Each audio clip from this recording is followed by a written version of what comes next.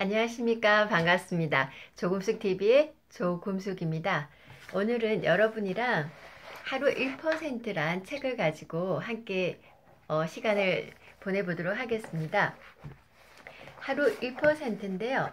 앞에 작게 변화의 시작 하루 1%라고 되어 있습니다. 그래서 이 책은 변화와 혁신의 심리학, 변화의 시작, 하루 1%인데요.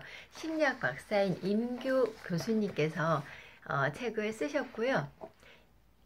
그 지연이인 이민규 교수님은 심리학 박사이기도 하시고요. 임상심리 전문가이고 대학교에서 심리학 교수로 근무 중이십니다. 이민규 교수님은 성공적이고 행복한 삶을 위해서는 1%만 바꾸면 된다는 삶의 철학을 널리 퍼뜨려서 1% 행동심리학자로 굉장히 유명하시고요. 베스트셀러 작가로서도 유명하신 분입니다.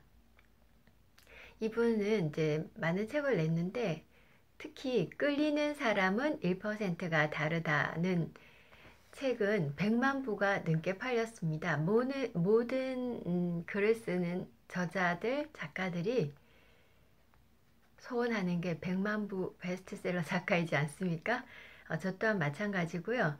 이분은 그 모든 사람들의, 글을 쓰는 많은 사람들의 꿈인 100만 부가 팔린 책을 쓰신 분입니다.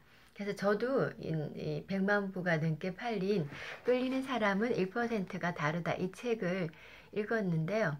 굉장히 쉽게 그리고 공감 가게 잘 쓰셔가지고 저는 이 책을 한 5번에서 6번 정도 읽었거든요. 굉장히 이제 이 책에 끌리는 사람은 1%가 다르다도 그러니까 나온 지 제법 되었지만 내용이 상당히 괜찮았고요. 자, 오늘은 그래서 이제 변화의 시작 하루 1% 중에서 어떤 내용을 볼 것이냐면은 생각의 끈을 놓지 마라입니다. 생각의 끈을 놓지 마라. 그래서 부자가 되려면 어떻게 해야 할까? 부자가 되려면 어떻게 해야 할까? 돈 버는 방법에 대한 생각을 끈을 놓지 않는 것이다. 그래서 이민규 교수님은 부자가 되려면 일단 돈 버는 방법에 대한 생각을 끈을 놓지 말라고 하셨습니다. 그러면서 심리학자 리처드 칼슨은 돈 버는 방법에 대해 생각하는 시간이 많은 사람일수록 높은 소득을 올린다는 사실을 상담을 통해 확인했다.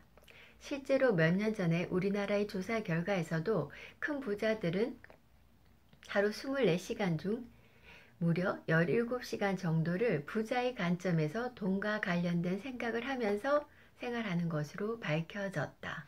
대단합니다. 그러면 보통 사람들은 얼마 정도? 1시간 정도만 그렇게 한다고 하네요. 록펠러 재단의 설립자인 록펠러는 직원들에게 이런 말을 자주 했다. 정신없이 일하는 대신 가끔 넥타이를 풀고 책상에 편히 발을 올리고 이렇게 자문하라. 더 많은 돈을 벌기 위해 내가 할 수 있는 일은 무엇인가? 부자들은 이 질문을 자신에게 던지고 어떻게 하면 자기가 하는 일의 성과를 낼 수 있는지 끊임없이 고심하면서 대부분의 시간을 이 질문에 대한 답을 찾는 데 쓴다. 반면 가난한 사람들은 이런 활동에 거의 시간을 쓰지 않는다. 화장품 회사 에스티로드 회장 역시 성공 비결에 대해 이렇게 말했습니다. 나는 나의 목표가 무엇이건 간에 그 목표에서 눈을 떼지 않는다. 나는 그 순간순간의 특별한 목표로부터 어떤 일이 있더라도 결코 눈을 떼는 것을 허용하지 않았다. 그것이 사랑하는 손자와의 훈훈한 만남이든 또 다른 사업의 문제든 멋진 파티의 초대이든 집에서 조용한 휴식을 갖는 것이든 간에 말이다. 어떻게 하면 더 나은 성과를 낼 수 있을까 궁리하느라 한나절을 꼬박 보내본 적이 있는가? 저는 있습니다. 좋은 아빠가 되기 위해 부하 직원이나 배우자의 좋은 점을 찾아내서 칭찬해주기 위해 반나절을 그 생각만 해본 적이 있는가? 목표에서 눈을 떼지 말라는 말은 목표만을 생각하고 다른 일은 하지 말라는 뜻이 아니다. 어디에서 무슨 일을 하든 그 일을 목표와 관련시키고 목표에서 생각의 끈을 놓지 말라는 뜻이다. 목표에 대해서 생각하고 또 생각하면 방법을 찾게 되고 행하고 또 행하다 보면 목표를 달성할 수 있다. 저도 유튜브 동영상을 하나씩 계속 올리면서 또 열심히 하다가 보면 더 또 그 수준도 높아질 것이고요. 그러면 저의 목표에 점점 더 가까워지겠죠. 물론 쉬울 거라고 생각하지 않지만 꾸준히 할 수 있는 꾸준히 할 수 있는 그런 마음은 있고요. 그것이 또 저의 장점이기도 하답니다. 여러분들도 뭔가 목표하고 있는 게 있으시다면 그걸 생각하고 또 생각하고 그래서 방법을 찾아서 행하고 또 행하십시오. 그러면 여러분의 목표를 달성할 수 있을 것입니다. 그러면서 이제 이민규 교수님이 자신의 동네 가일 트럭 아저씨를 예를 드셨는데요. 재밌습니다. 우리 동네 가일 트럭 아저씨는 수년 동안 같은 곳에 같은 트럭을 세워놓고 가일을 판다. 손님이 없으면 운전석에 앉아서 DMB를 보거나 휴대전화를 만지작거리는 것도 몇 년 전과 똑같다. 그런데 그 아저씨는 DMB에서 눈을 떼지 못하는 게 무엇 때문일까? 손님이 없기 때문이라고 말할지 모른다. 하지만 그건 틀렸다. 손님이 없기 때문이 아니라 DMB를 보는 것이 아니라 DMB를 보기 때문에 손님이 없을 가능성이 더 많다. 맞습니다. 없기 때문에 보는 게 아니고 그렇게 보는 행위 자체로 인해서 성의가 없어 보이고 태도도 아무래도 보고 있는데 손님이 오면 좀 어떤 사람들 귀찮아 내색도 할 수 있거든요. 실제 가게에서도 이런 직원들을 종종 보게 됩니다. 사장님은 속에서 화가 많이 나겠지만 그러한 직원을 보는 고객 입장에서도 별로 이렇게 좋아 보이지 않거든요. 손님에게 가일을 팔아 돈을 벌고 싶다면 가일, 손님, 판매 이 세 가지에서 생각의 끈을 놓지 말아야 한다. 이 세 가지에 대해 생각하고 공부하고 연구하기를 거듭했다면 그분은 우리 동네를 떠나 첨가물 유통회사 CEO가 되어 있을지도 모른다. 맞아요. 그냥 단순히 이렇게 그 시간에 DMB를 보는 것과 생각하고 연구하고 몰입해서 고민하는 사람과는 엄청난 차이가 있죠. 많은 사람들이 재미가 없어서 몰입하지 못한다고 말하지만 몰입하지 않으면 그 일을 좋아할 수 없다. 결과적으로 그 일로 성공할 수도 없다. 실제로 처음부터 자기가 하는 일이 좋아서 성공했다는 사람은 생각보다 많지 않다. 성공한 사람들 대부분은 주어진 일에 최선을 다하다 보니 그 일이 좋아졌고 그래서 성공했다고 말한다. 원하는 것이 무엇인가? 그것을 얻기 위해 하루 몇 시간이나 그와 관련된 생각을 하는가? 원하는 것을 얻고 싶다면 원하는 것에 대한 생각의 끈을 놓지 말아야 한다. 우리 생각의 끈을 꼭 잡고 놓지 맙시다. 그리고 하루 1%라도 자신의 목표와 관련된 일을 하자고 이야기를 합니다. 매일 시간을 정해서 자신의 일을 더 잘할 수 있는 방법이나 아이디어를 찾아보라. 메모지와 펜을 준비하거나 컴퓨터 자판을 앞에 두고 생각하라. 그리고 그 아이디어를 기록하고 분석하고 세밀하게 다듬어라. 실천하고 그 결과를 검토하고 수정하고 끊임없이 보완하라. 뭐 지금 이제 업무적으로 울리는 전화를 받아야 한다든지 상사가 시키는 긴급한 일에도 최선을 다해야 되고, 그렇지만 아무리 바빠도 하루 15분만, 하루에 1%인 15분만이라도 10년 후의 미래를 위해 투자해야 한다.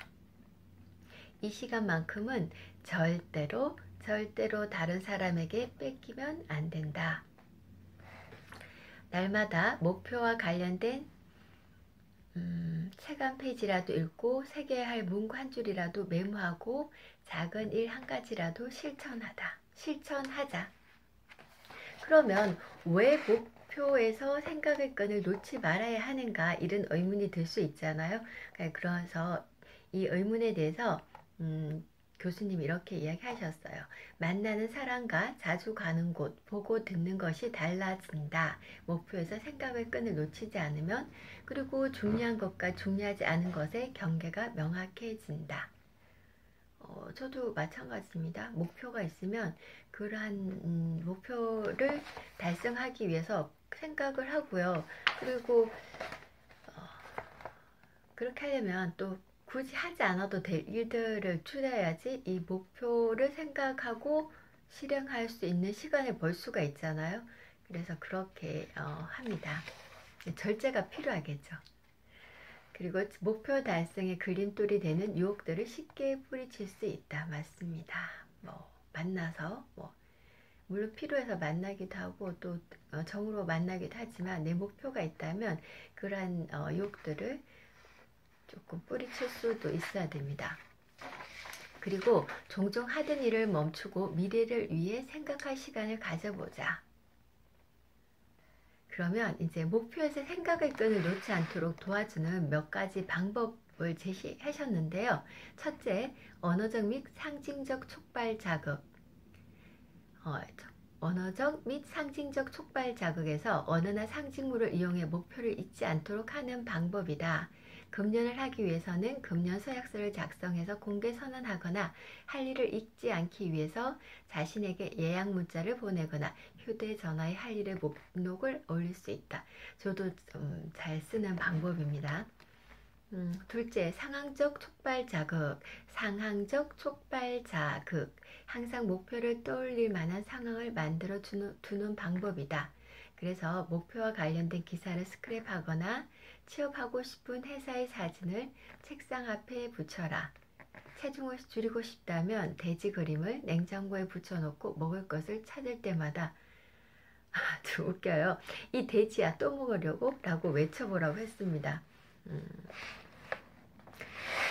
이러한 이제 상황적 촉발 자극 같은 경우에는 또 제가 아는 사람은 또 원하는 대학교에 가기 위해서 그 대학교에 구체적으로 그 대학교의 단과대학 앞에서 사진 촬영을 하고 그것을 책상 위에 붙여놓고 날마다 보면서 생각을 했다고 합니다. 그 학교에서 공부하는 것을 상상했다고 합니다. 실제적으로 붙어서 잘 다니고 졸업도 했습니다. 제가 아주 잘 아는 사람입니다. 셋째, 사회적인 촉발 자극은 만나는 사람을 달리하는 것이다. 공부하고 싶으면 공부를 잘하는 친구를 가까이 하고, 부자가 되려면 부자가 될 사람과 어울려야 한다. 맞습니다. 생각이 틀려요. 사고하는 게.